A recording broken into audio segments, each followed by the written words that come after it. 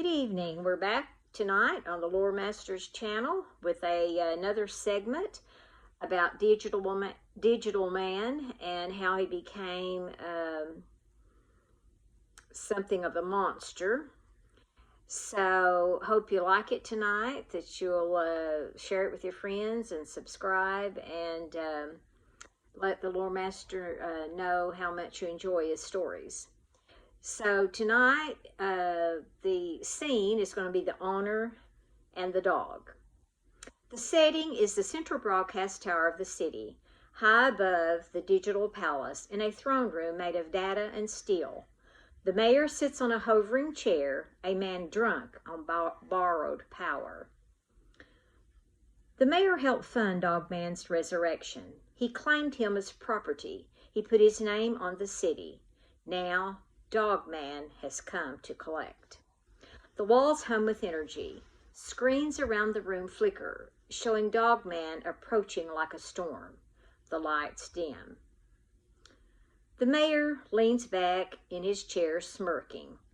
Back where you belong? Do you know how much you cost, Dogman? You're not a hero. You're an investment. I own you. The door splits open. Fog rolls in. Dogman steps through, his form pulsing between humanoid and canine, glowing lines rippling under his chrome skin.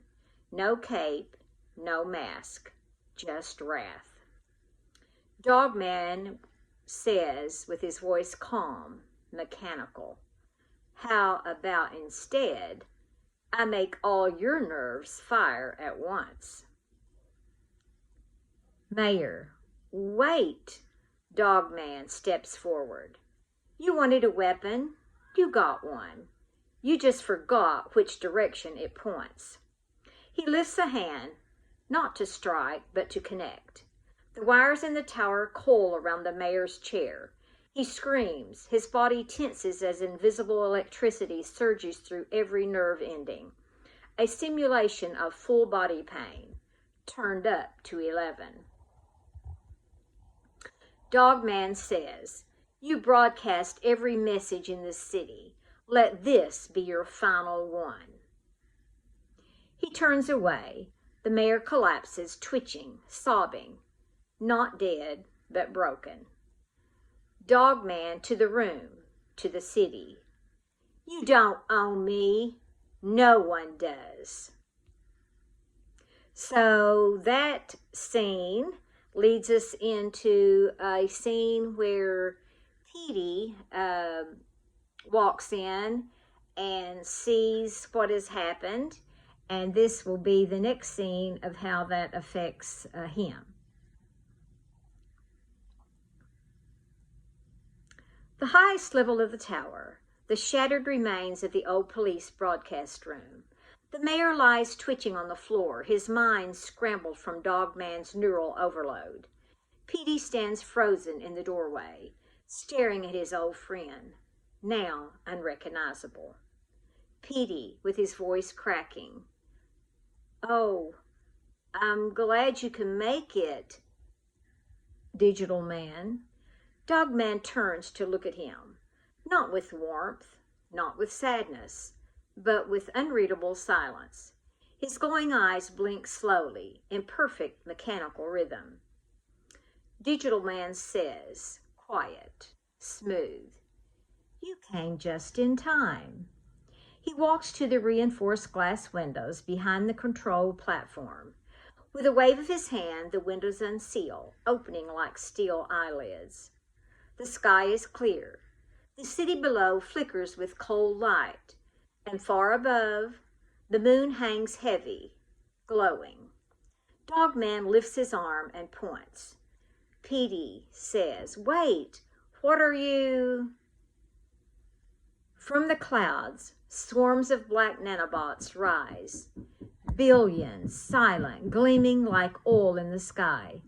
They spiral upward, higher and higher, past the atmosphere, into orbit.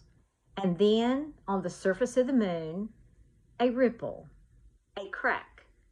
A massive, blinking mechanical eye forms, embedded in the craters. It shifts, adjusts, and turns its glare directly toward Earth.